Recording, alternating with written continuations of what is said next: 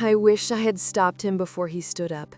That single moment, watching my father-in-law rise from his chair, glass in hand, that familiar smirk already forming on his lips, I knew something was wrong. My chest tightened, my hands went cold. It was the same instinct I'd ignored 100 times before, the same quiet alarm I'd learned to silence because calling it out always made me the villain. But this time, the air felt different, heavier, like the room itself was holding its breath. My son had just blown out his candles. 7 years old, eyes bright with joy, frosting smudged on his cheek. He was laughing with his cousins, oblivious to the adults gathered around the table. It was supposed to be a simple party. Balloons, cake, family. Normal. Safe. But before that day, I truly believed we were a normal family. My husband, Daniel, had been tense all morning. He'd been quiet while setting up the decorations, his jaw tight when his father arrived early with a bottle of expensive wine, and that same condescending grin. I saw the way Daniel's shoulders stiffened when his dad clapped him on the back, the way his smile didn't quite reach his eyes. I asked him if he was okay. He just nodded and said, "Let's get through today." I should have pressed him. I should have asked what he meant. The party had gone smoothly until dessert. My mother-in-law, Elena, had been unusually quiet, keeping her distance from her husband. She stayed close to me, helping with the cake, making small talk about the weather. I noticed the way she watched him, cautious, like she was anticipating something. I thought maybe they'd had a fight that morning. It wouldn't have been the first time. Then my father-in-law stood up. The room didn't go silent immediately. A few people kept talking, glasses clinking, children laughing in the background, but I felt it, the shift. Daniel's hand found mine under the table, his grip almost painful. He leaned toward his father and said, low and firm, "Dad, sit down." But Richard didn't sit down. He raised his glass higher, waiting, and slowly, one by one, the conversations died. Heads turned. Even the kids quieted, sensing the change in the adults. My son looked up at me, confused, and I forced a smile I didn't feel. Richard smiled back at him. Not warmly. Not like a grandfather should. And I knew, in that terrible, stretching moment before he spoke, that whatever came next would break us. "I'm tired of pretending this child belongs in this family." The words landed like a slap. For a second, I thought I'd misheard him. My brain scrambled to rearrange the syllables into something that made sense, something that wasn't what I'd just heard. But then he kept going, his voice steady, almost casual, like he was commenting on the weather. "I know he isn't my son's." The room fractured. I felt my breath catch, my lungs seizing like I'd been punched. My vision tunneled.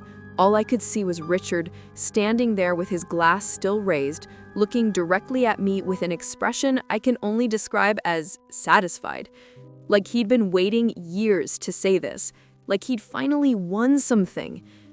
Daniel's hand released mine. I turned to look at him and saw the color drain from his face, his mouth open but no sound coming out. He looked like a stranger, pale, frozen, shattered. Someone gasped. I don't know who. Maybe it was me. My son tugged on my sleeve. "Mommy?" I couldn't answer him. I couldn't move. I couldn't think. All I could do was stand there, trembling as the room erupted into chaos. My mother-in-law shot to her feet. "Richard, stop it! Stop it right now!" But he didn't stop. He looked around the room, emboldened by the attention, by the shock on everyone's faces. "I've known for years. I see it every time I look at him. He doesn't have our blood. He doesn't belong. Get out!" Daniel's voice cut through the noise like a blade. It was barely above a whisper, but it silenced everyone. He stood slowly, his whole body shaking, and pointed toward the door. "Get out of my house!" Richard laughed, actually laughed. "You're gonna defend her after what she's done?" I said, "Get out." Elena grabbed her husband's arm, trying to pull him toward the door, but he yanked it away. His face twisted into something ugly. Something I'd never seen before, but somehow always knew was there, lurking beneath the surface. "You're all blind," he spat. "I'm the only one willing to say what everyone's thinking." No one spoke. No one moved. My son started to cry. And that's when I broke. I scooped him up, holding him tight against my chest, and carried him out of the room. I didn't look at anyone. I couldn't. I just kept walking, my legs moving on autopilot until I reached the hallway. I sank down onto the floor, my back against the wall, and rocked my son while he sobbed into my shoulder. Behind me, I heard shouting, doors slamming, the sound of people leaving, and through it all, I kept thinking the same thing over and over. If I had known what he was capable of, I would have never let him near my child. The silence that followed was worse than the shouting. I sat on the hallway floor with my son curled in my lap, his small hands clutching my shirt. He'd stopped crying, but his breathing was still uneven, little hiccups shaking his body. I stroked his hair and whispered that everything was okay, even though I didn't believe it myself. Inside the living room, I could hear muffled voices, sharp, accusing. I couldn't make out the words, but I didn't need to.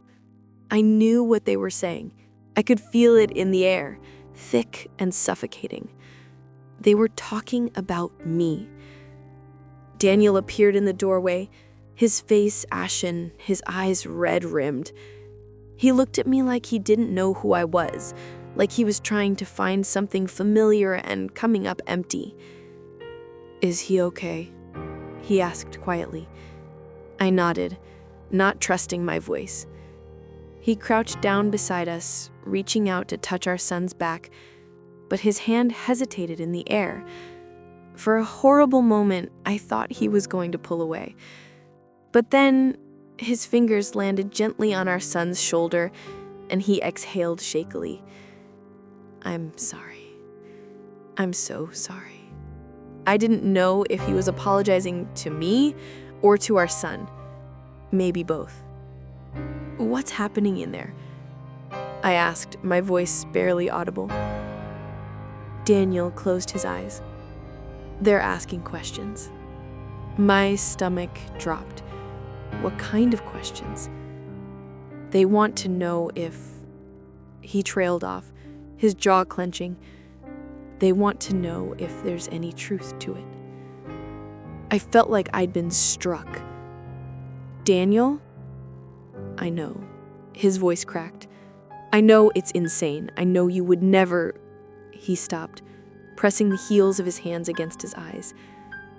"But they're asking, and I don't know how to make them stop." Footsteps approached. My mother-in-law appeared, her face tight with worry. She glanced at Daniel, then at me, and I saw something flicker in her expression.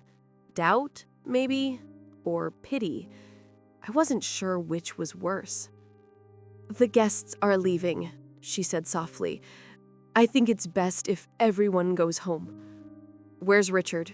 Daniel asked, his voice flat. "He's in the car. He's..." Elena hesitated. "He's not well, Daniel. You know how he gets." "Don't." Daniel stood abruptly. "Don't make excuses for him." "I'm not," she said quickly. "I'm just trying to explain..." "There's nothing to explain." Daniel's voice rose. "He just accused my wife of cheating in front of our entire family, at our son's birthday party. There's no explaining that." Elena's face crumpled. "I know. I'm sorry. I tried to stop him." "You always try to stop him, and it never works, because you let him get away with it. You always have." She flinched, and for a moment I thought she might cry, but instead she straightened her shoulders and looked at me. "I believe you," she said quietly. I didn't know what to say. The words should have comforted me, but they didn't. Because if she believed me, why hadn't she said anything before? Why had she let it get this far? She left without another word, and Daniel sank down beside me again, his head in his hands. My son lifted his head from my chest.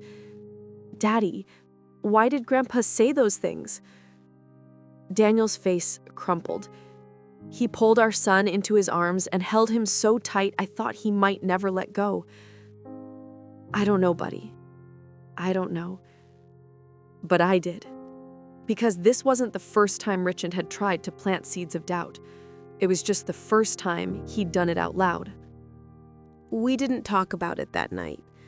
Daniel put our son to bed, reading him 2 stories and staying in his room until he fell asleep. I cleaned up the remnants of the party.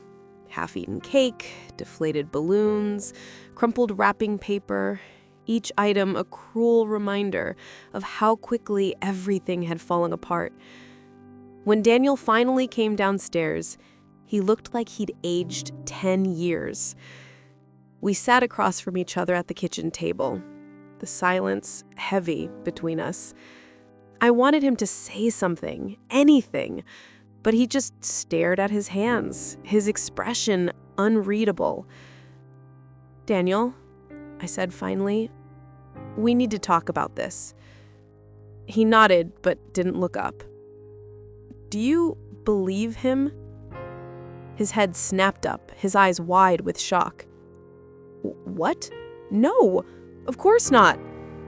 "Then why won't you look at me?" He swallowed hard, his Adam's apple bobbing. "Because I'm ashamed." I blinked. Of what? Of him? Of my family? Of the fact that I didn't see this coming? His voice broke. "I should have protected you. I should have protected our son. But I just stood there like an idiot while my father—" "Stop," I said, reaching across the table to grab his hand. "This isn't your fault." "Isn't it?" He pulled his hand away, running it through his hair. "I've known what he's like my whole life. I've seen the way he treats people, the way he twists things to fit his narrative. And I still let him be part of our lives. I still brought him around our son." "Because he's your father," I said gently. "You wanted to believe he could be better." Daniel laughed bitterly. "I was naive." "No," I said firmly. "You are hopeful. There's a difference." He looked at me then, really looked at me, and I saw the exhaustion in his eyes. The grief, the anger simmering just beneath the surface. "He's been saying things," Daniel admitted quietly, "for years. Little comments here and there about how our son doesn't look like me, how he has your features, not mine, how it's strange that he doesn't share any of my interests." My blood ran cold. "Why didn't you tell me?" "Because I didn't want you to worry, and because I thought if I ignored it, he'd stop. But he didn't. He just got worse." "What else did he say?" He hesitated, his jaw tightening. He asked me once if I was sure, if I had ever considered getting a test. I felt like the floor had dropped out from under me. "And what did you say?" I told him he was insane. I told him to never bring it up again, and he didn't. At least not to me. But he kept thinking it. Yeah. He kept thinking it. We sat in silence for a long time, the weight of Richard's paranoia settling over us like a shroud. "He doesn't trust anyone," Daniel said finally. "Not me, not you, not even my mom. He sees betrayal everywhere because that's all he knows. And now," he trailed off, his eyes filling with tears, "now he's poisoned everything." I moved around the table and wrapped my arms around him. He buried his face in my shoulder and cried, deep, broken sobs that shook his entire body. And all I could think was How do we come back from this? 3 days passed before Daniel went to see his father. I begged him not to go. I told him it was too soon, that he needed more time to process everything. But he was resolute. He needed answers. He needed to understand why. I stayed home with our son, trying to maintain some semblance of normalcy.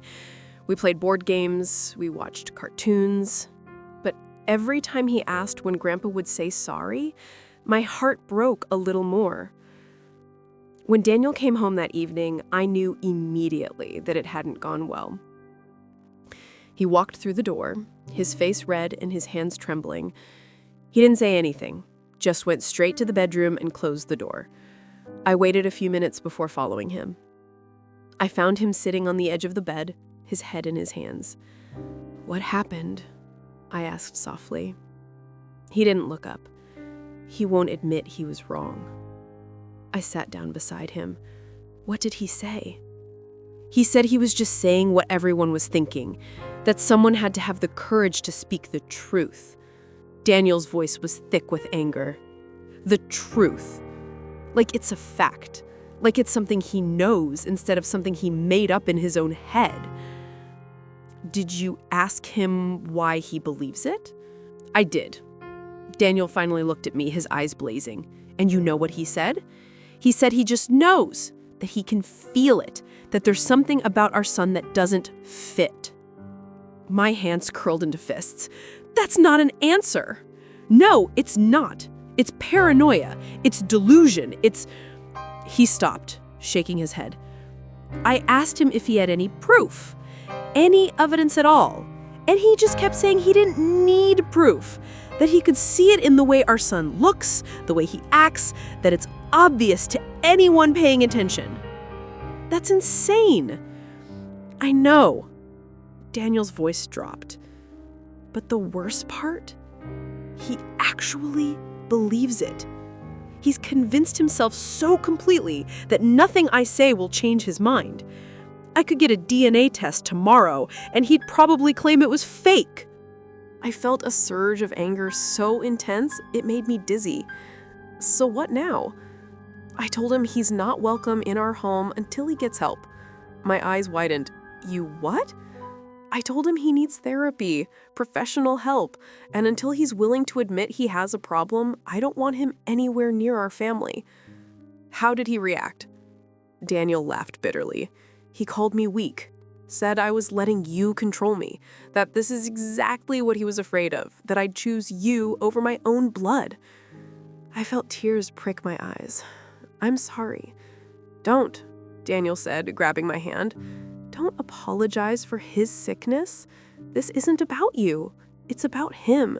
It's always been about him. He pulled me close, and we sat there in silence, holding each other while the weight of everything crashed down around us. Outside the bedroom door, I heard our son's footsteps. He knocked softly. Can I come in? Daniel wiped his eyes quickly. Yeah, buddy. Come in. Our son climbed onto the bed between us, his small face worried. Are you and Grandpa fighting? Daniel looked at me, then back at our son. Yeah, we are. Is it because of what he said at my party? Daniel's expression tightened. Yes. Did I do something wrong? No, I said quickly, pulling him into my arms. You didn't do anything wrong. Grandpa is the one who made a mistake. Will he say sorry? Daniel hesitated. I don't know. Our son was quiet for a moment, then he said, I hope he does. I miss him. And that's when I realized the cruelest part of all this. Richard had hurt not just me, not just Daniel, but the one person who'd loved him unconditionally. His own grandson. Elena called me 2 days later. I almost didn't answer. I'd been avoiding phone calls, avoiding everyone who'd been at the party, but something made me pick up. I need to talk to you, she said without preamble. Can I come over? I hesitated. Daniel isn't here. I know. I want to talk to you, alone. She arrived 20 minutes later, looking exhausted. There were dark circles under her eyes, and her hands shook slightly as she sat down at my kitchen table. I made us both tea, more out of habit than hospitality. "I'm sorry," she said as soon as I sat down. "For all of it. For him. For not stopping it sooner." I didn't know what to say, so I just nodded.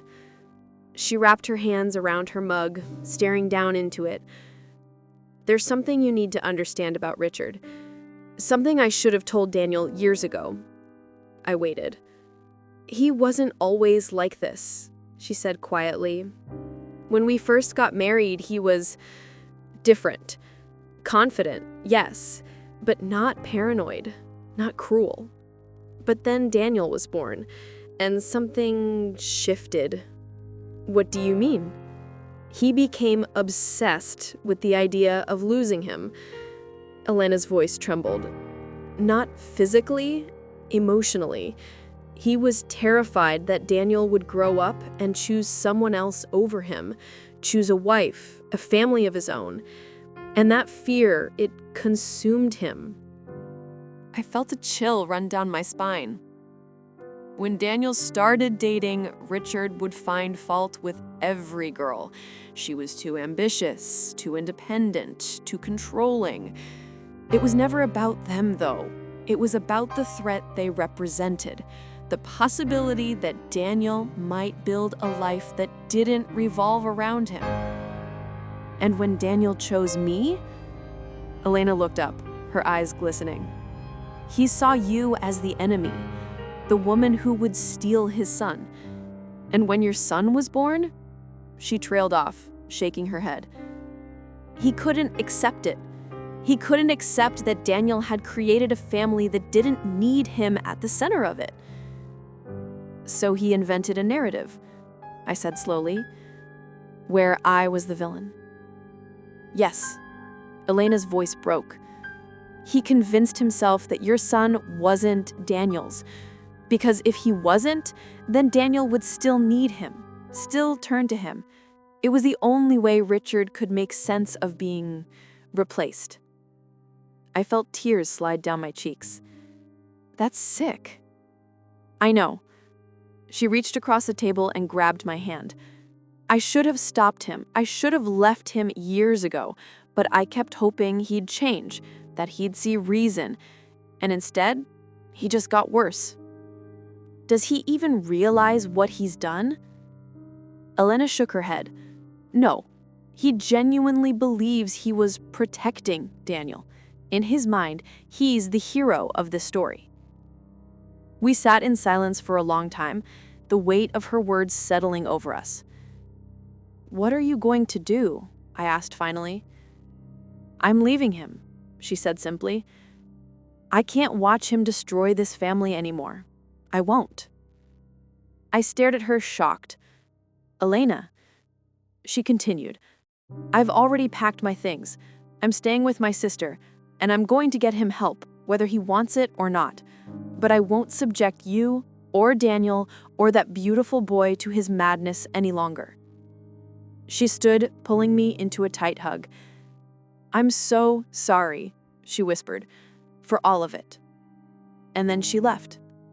I sat at the table for a long time after she was gone, trying to process everything she told me. Richard's accusations weren't about me. They never had been.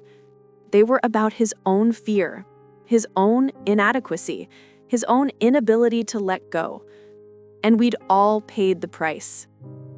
Richard tried to apologize 3 weeks later. He showed up at our door, unannounced, looking smaller somehow, older. He asked if he could come in, if we could talk. Daniel let him in, but only because our son was at school. We sat in the living room, Richard on one side, Daniel and me on the other, and waited. "I was wrong," Richard said finally. His voice was quiet, almost fragile. "I know that now." "Do you?" Daniel's tone was sharp. "Or are you just saying what you think we want to hear?" Richard flinched. "I've been seeing someone, a therapist. Elena set it up before he trailed off.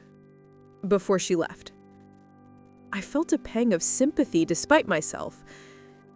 I didn't realize how deep it went, Richard continued.